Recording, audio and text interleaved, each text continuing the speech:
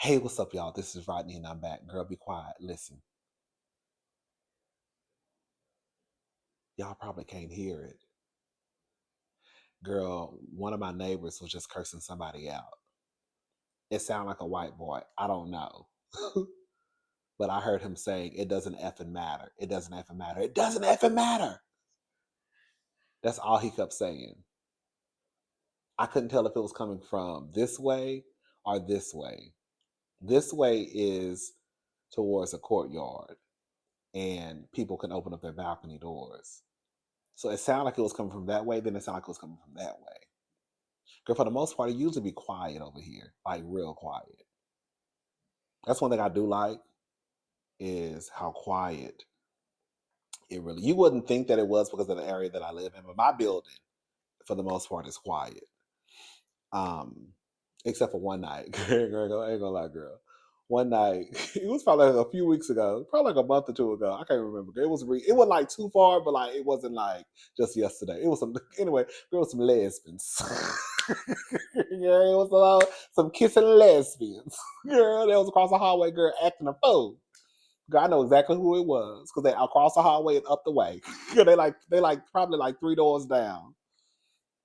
And girl, they was cutting up and acting a fool. I don't know if it got physical. Girl, I wouldn't doubt it though, girl. You know, the one thing the gays and lesbians gonna do is girl toss each other around and then girl go to the club holding hands. Girl, that's one thing they will do. Shout out to the gays and the lesbians. Y'all know y'all be doing too much sometimes, girl. Y'all the only ones I know that will that will fight and literally go to the club holding hands. Girl, to scratched each other eyeballs out. Girl, to threw each other against the wall, girl, and you still gonna go to the club afterwards. Girl. Talking about this is my bae. We've been together for about 3 years. Girl. Okay, girl. Anyways, they was fighting one night. They was cutting up and acting a fool. Like I said, I don't know if it really got physical, but they were. I know it was verbal though, because I heard it all the way up in here. Girl, and one of the girls, she a stud. The stud bodied down. Girl, the stud is bodied. Like bodied. Like even when she was walking in front of me, I was thinking, you know the gays and the studs will, girl. Some of y'all don't know, but the gays and the studs will mess around, girl. Y'all look at one day and I got me a whole girl boyfriend. Yes, God.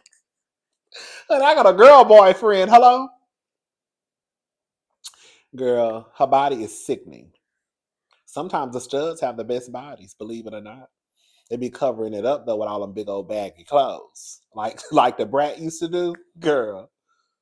Remember the brat, girl? Y'all be forgetting about the brat body, girl. Underneath them clothes, baby, all is thighs and cakes, girl. Pies, 3-layer pies and thighs. Okay, y'all be forgetting that brat got body underneath. I mean, got body underneath those clothes, underneath that car canal and fat and baby fat. Okay, what's it car canal? What was the fat form? Girl, the brat give you an old nasty fat form too. Old nasty polo tee. Okay. Anyway, sure. I hope whoever was over there getting cursed out, they all right. See, I understand what people might be. It sounded like he could have been arguing with somebody in a relationship. I don't know. I understand that people get into arguments in relationships. Girl, I'm not stupid. And I understand that people curse each other out all the time. But I think it's one thing to curse each other out. But when you start calling each other names, I think that's where like the line is drawn with me. Like, it's one thing to curse each other out because you're upset. But when you start calling each other F and B's and especially if it's a man talking to a woman, it's bad either way around. No one should be verbally the A word in any relationship at all. I don't care if it's a man, woman, man, woman, girl, man, woman. I don't care who it is. Um, anyways, that came to my mind because we were talking about Billy Ray Cyrus and how he was wearing his wife out. Anyways, y'all, let's go ahead and get into this mess. So I saw a tweet that went viral the other day. And basically the tweet read, the tweet was just did a tour of a daycare. For a 2 to 3 year old, it's $2,400 a month. If you're childless, go ahead and chill. Okay? You ain't got to tell me but once. But shout out to the girls out there paying a girl an arm and a leg girl, and a kidney for daycare. This is a thing, right? And this is why I always tell people, y'all don't know how people bills are set up. We really don't. We don't know how. We don't know how I don't know what's going on over there financially. I don't know what's going on over there. Well, ain't nobody right there. I don't know what's going on right there financially. I don't. You don't know how people folks' bills are set up. I'm gonna get to the point I'm trying to make in a little bit. Girl, daycare I know is expensive because one, when my sister was thinking about putting Tatum, my niece is 9. She's my oldest niece. When they were thinking about putting Tatum in daycare, that was like 9 years ago. And the daycare they were looking at was like $1,300, $1,400. My coworker, she was my coworker. She was a manager over the women's the shoe department. And I remember her telling me that her her daycare bill was higher than her mortgage and one of her car notes. Her and her husband both worked at the Galleria. And I didn't know it was a daycare in the Galleria until she told me. I was like, girl, for real? I never knew that. I mean, I guess I wouldn't need to know. But I was like, I never heard of a daycare being in the Galleria. So it was a daycare in the Galleria. So they chose that daycare, one, because of convenience. Um, and then two, at the time, even though some daycares do this now, not all of them, of course, but they could log into the cameras and see what was going on, right? So that kind of gave her a level of comfort, knowing that they could see what was going on in the daycare. But she said the kicker was, even though they were paying like $1,600 a month, girl, I think it was like 1,600. It was a lot.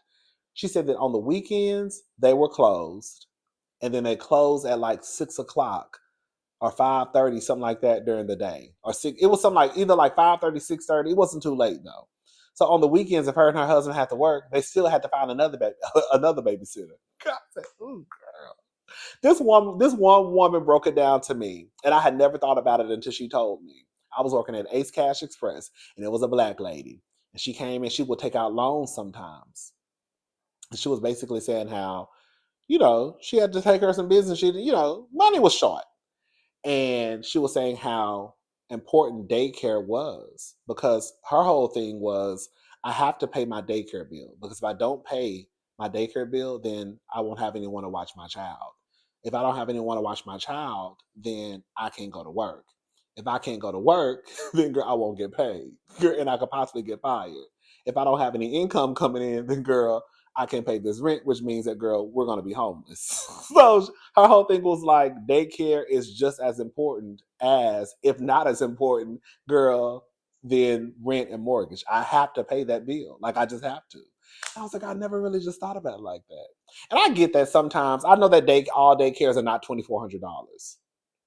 I'm assuming that when you start to get to those higher priced daycares, that they're more, um, I would assume that they probably are a better daycare. I wouldn't think that, Keisha's ABCs and 1, 2, 3s, girl, will be charging $2,400, girl, if she's somewhere in the hood, or, not even necessarily in the hood, cute little summer, somebody watching kids out of their house. Shout out to the girls who watch kids out of their house.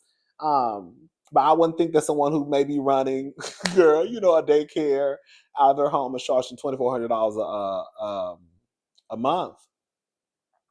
Um, but I also can get how people want the best for their kids, and if you can, like, nobody wants to leave their child at a daycare where you don't feel comfortable with the area, you don't feel comfortable with the staff, right?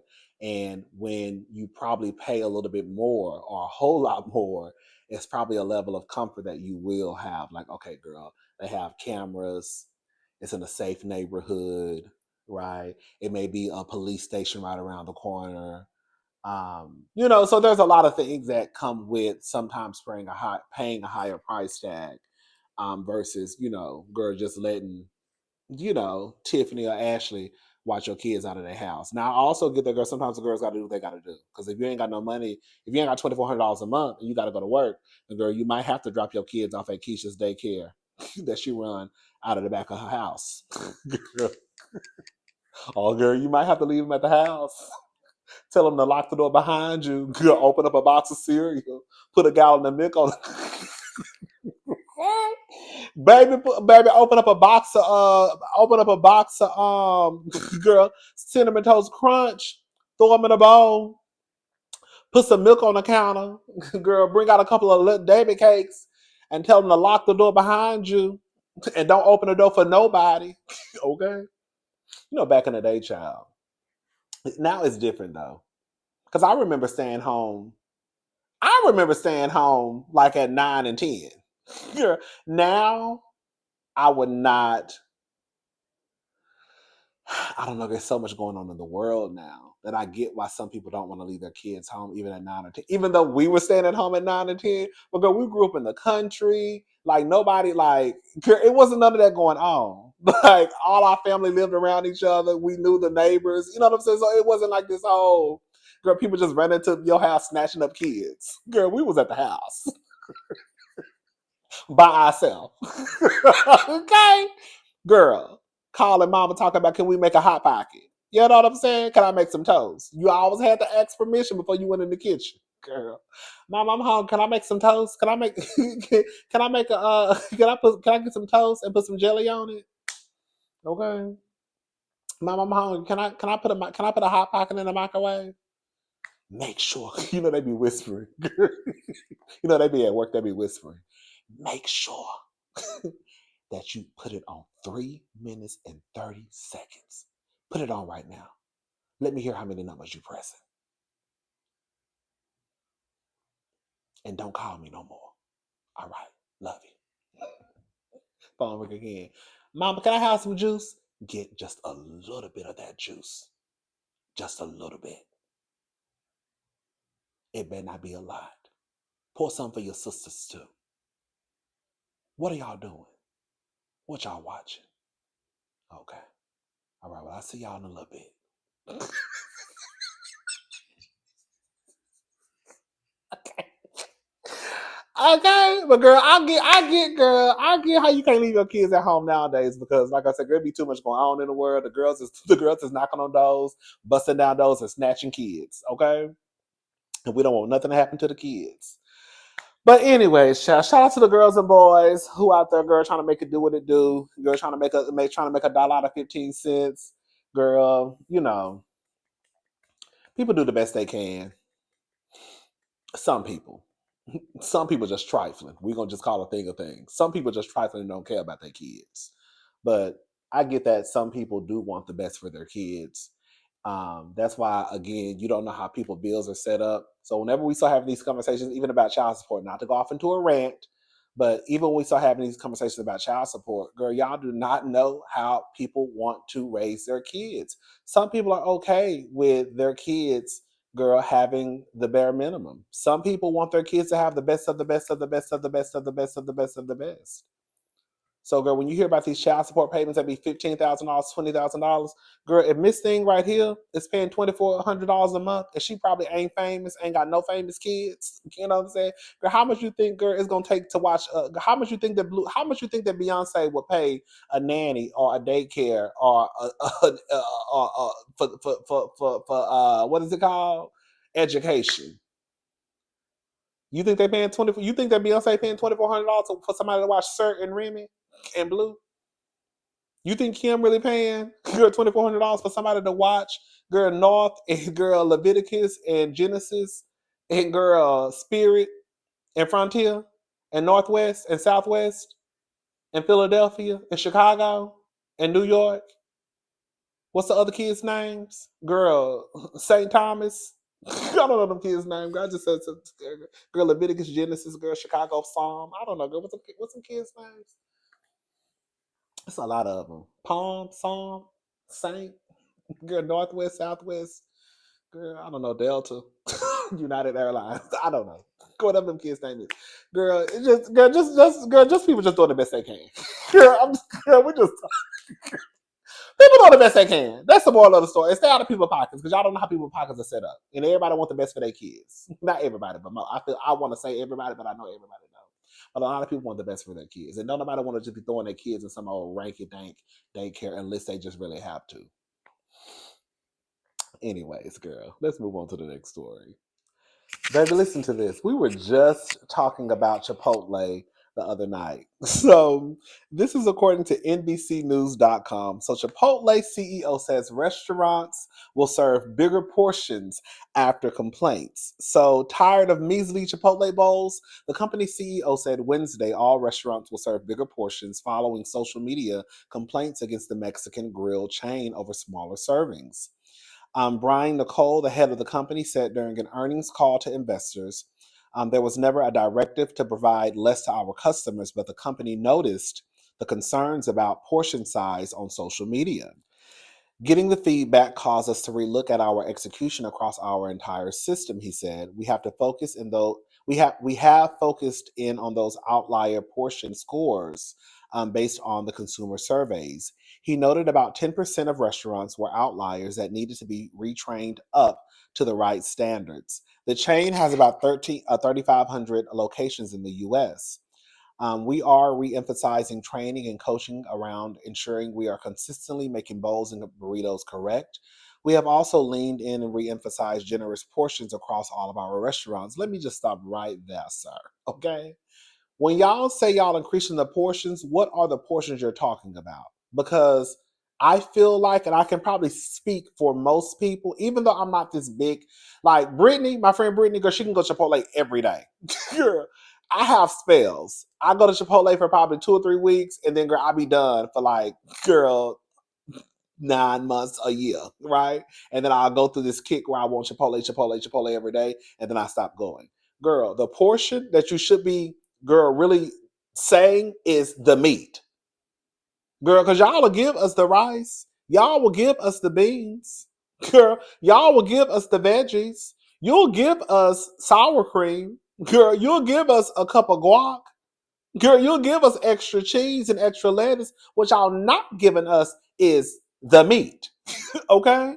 Girl, we all know how this stuff go. We go in, we ask for chicken. Girl, y'all give us a half a scoop of chicken. Girl, you literally have to say double chicken in order for you to feel like you're getting chicken on your bowl. When really and truly, if you just give us one big scoop, that should be enough. So when you say you're increasing your portions, you should be and say we're increasing the amount of meat that customers get, because that's what the problem is. It ain't the beans, it ain't the rice, it ain't the cheese, it ain't the lettuce, it ain't the tomatoes, it ain't the pico gallo, it ain't the corn. Girl, it's the meat. It's the chicken. It's the protein, baby. Anyways, earlier this year, several people posted videos on TikTok complaining about Chipotle portions. Food influencer Keith Lee made a video for his 16.3 million followers in May and doing a taste test review of 3 items on the menu. In that clip, he complained about a lack of chicken in his bowl. Girl, it's always the meat. Another TikToker who goes by Jack's Dining Room said in the video also in May, when I get a bowl and they give me 2 pieces of chicken and I'm like, can you just add one more scoop? And they're like, you want double meat? And I'm like, no, I just want the chicken I asked for. Like, am I crazy? Is that not fair? Girl. No, and I have seen it, girl. If you ask for extra meat, they'll take it as though you're asking for double meat. Girl, it can't be double meat because the first scoop you gave me wasn't a full scoop. You literally have to say from the get go, give me double meat. Then I have noticed that's when they give you a decent size of chicken. Because I always get chicken. Most of the time I've tried steak, but I don't so much care for their steak. But most of the time, that's how it'll work. You say, give me double chicken, then they'll put it in scoop, put it in scoop. But if you just say, give me chicken, they're just gonna do a little scoop. And if you say, girl, can I have double chicken? Then the next scoop, they may give you a decent sized scoop. But you've already not given me my full scoop the first time around. You see what I'm saying? And then, of course, they're gonna play the little shake game where they put the spoon in the chicken, and girl, they're gonna shake some of the chicken back off into the bowl, not your bowl, but the plate, where the chicken come from. And then they'll put probably 2 or 3 pieces onto your bowl. Girl, they do it across the board. Y'all have trained them that way. That's how they're trained because too many people have done it. Okay. Anyways, but the complaints do that. This is a gag. But the complaints do not appear to have hurt the company's business. Chipotle reported quarterly earnings and revenue Wednesday that topped analysts' expectations as it saw higher traffic at its restaurants, bucking an industry slowdown. Shares of the company rose about 13% in extended trading before losing most of those gains and settling around 3% higher. As of Wednesday's close, Chipotle's stock had slid 17% this month, hurt by investor concerns about the health of the restaurant industry. In late June, the company executed a 54-1 stock split. Demand for its food peaked in April, um, said CNBC's closing bell overtime on Wednesday. Some store sales settled around 6% higher in June. Traffic to its restaurants increased 8.7% despite the backlash on social media. Girl, Chipotle got to do something because, girl, those chicken portions, that meat portion, y'all ought to be ashamed and embarrassed.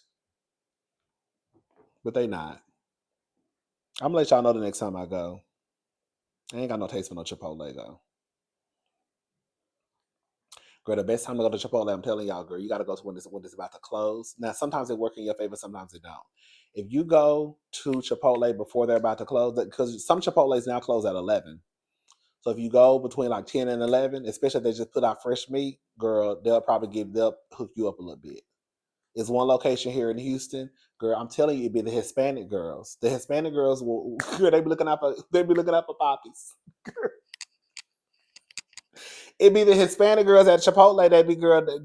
They feed you good. But see, girl, you know what I'm thinking about now. The Hispanic girls be raised to train. They be raised to girl take care of their men. So some of y'all don't think about. I'm a man. Girl, I'm an old man. I'm a man. So girl, they might see me twisting on in. So they might see me coming on in and like, oh girl, that's a man. I gotta serve him. I'm thinking that's what it is. Because Hispanic girls always do me right. Girl, they always, not all the time. I'm gonna tell you who I had a problem with one time. It was a black girl. It was a black girl. When I said that girl gave me about 3 pieces of chicken, I looked at her like she was bad. I almost went across the counter on that girl. Not really, but girl, it crossed my mind. Like, girl, I want to go across the girl. Why is you acting like this? Now, if I came in here, Maria was here, or Rosa or Guadalupe, girl, that would have did me right. You come in, you probably knew because I ain't seen your face over here. This was the one when I used to live on Broad Forest, girl. When I used to live in West Chase. That Chipotle right there on Kirkwood, right there by the HEB, it was a black girl that used to work there. Girl, she used to get on my nerves. She used to out girl, like she was a girl, like, girl, what is you doing? Anytime she was that girl, I would turn around. I would not go if she was in line. I go to the Chipotle. I would drive all the way to the other Chipotle on Eldridge before if I saw that black girl at the one right there by that HEB on Kirkwood. Because if she over the meat, girl, I know how she operate. girl, where is Selena? Hello, where is Maria? Where is Guadalupe? Girl, where is Jennifer? Girl, where is Miss Lopez? That's who I want to do my meat. Keisha, girl, I don't want her touching my meat because she be playing. Oh, Alpha. Oh, I'm serious though.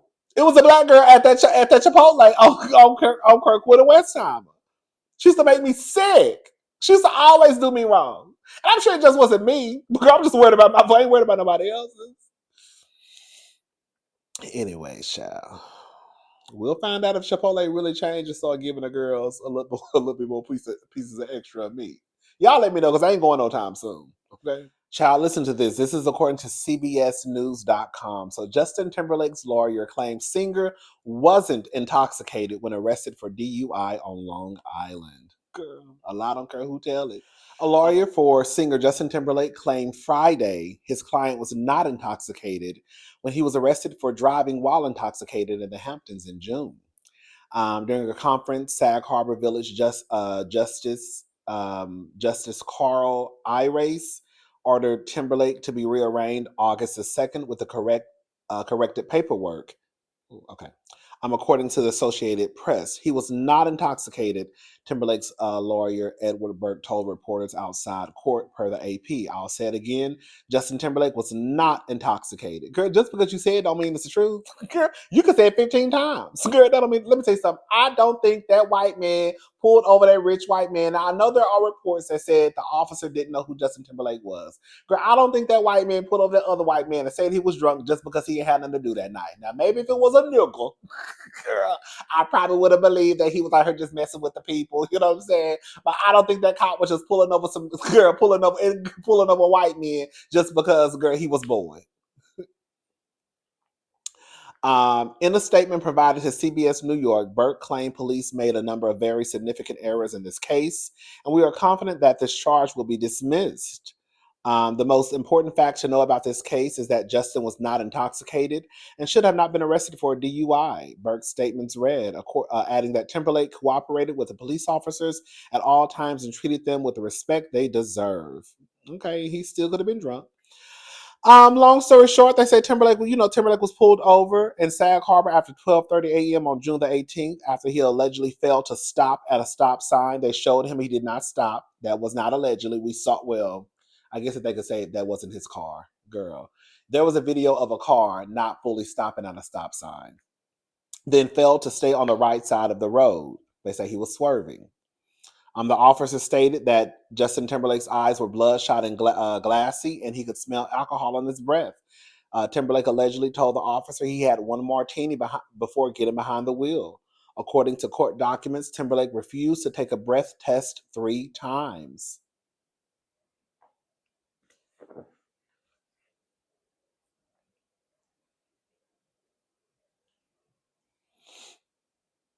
You know, Gail was out here trying to take up for Justin.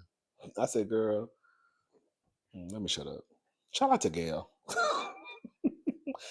Girl, I do not believe, girl, Justin was drunk. Justin was drunk. Justin was drunk.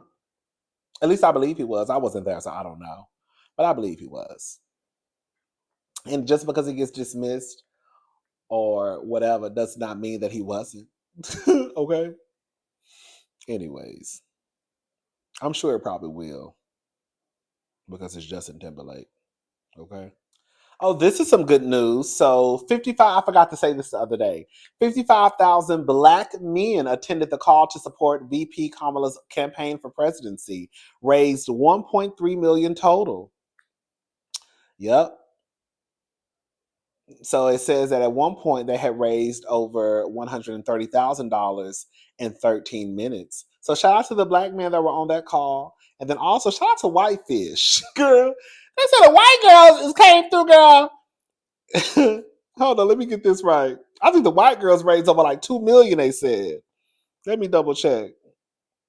Girl, we're gonna mess around and have Kamala. Girl. Girl, somebody said, what's the motto for everybody had a little saying. Girl, somebody said we're gonna say holla for Kamala. I know that's right. We gonna say Kamala, girl, holla for Kamala, baby. Yes, God. Okay. Baby, listen to this shit. Girl, when I tell you, girl, these white women are showing out.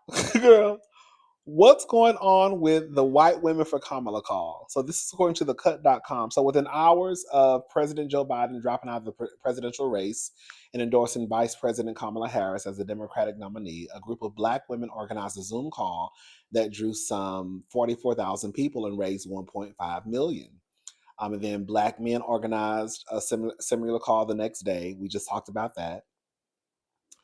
And then by Tuesday, no one has stepped up. I'm sorry. Shannon Watts, the founder of the anti-gun violence group Moms Demand Action, watched in amazement and wondered, when will white women do the same? So by Tuesday, no one has stepped up. So she tweeted the thought and was immediately flooded with messages of support. Watts, the author, Glennon Doyle, and a few other activists quickly organized an event they called White Women Answer the Call. It was the largest Zoom call in history when more than 200,000 attendees joined on Thursday night. Girl, we are about to get Kamala in his White House. Yes, God. The goal was to ensure that this group of voters that makes up almost 40% of the electorate doesn't vote for the Republican, which has historically done in all but two presidential elections. Um, Long story short, Gore, somebody made a joke about it was called Karens for Kamala. Um, that's cute. And then Pink logged in from we know we love now we love Pink. Now we a Pink. This is a Pink fan account over here, okay? I go up for black Pink and I go up for white Pink, okay? There you go, looking miserable just because I let you go. There you go, talk about you want me back. Sometimes it means like that. Girl, go listen to Can't Take Me Home. That's when Pink was in her black girl era. She had that old nasty Pink girl, Pixie Cut girl. That's when Pink was out here singing "You Make Me Sick," "Can't Take Me Home." Girl, most girls want that man with the bling bling. um. Anyways, Pink logged on from a private jet after finishing a show in Stockholm. The fundraiser was so popular that at one point the platform crashed. Girl, it says in just 90 minutes, a call helped raise $8.5 million for the campaign.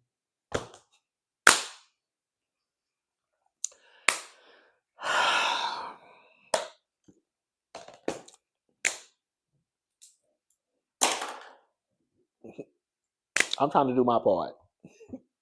We cannot let that man get in that office. I'm sorry, y'all.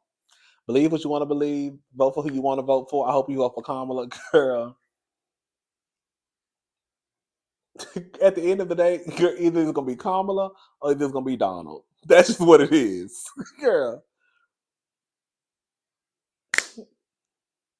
And I know you're not going to vote for no Donald Trump. I just know you're not. Girl. All right, y'all. I'm gone. I'll talk to y'all later. Have a good night. Bye, y'all.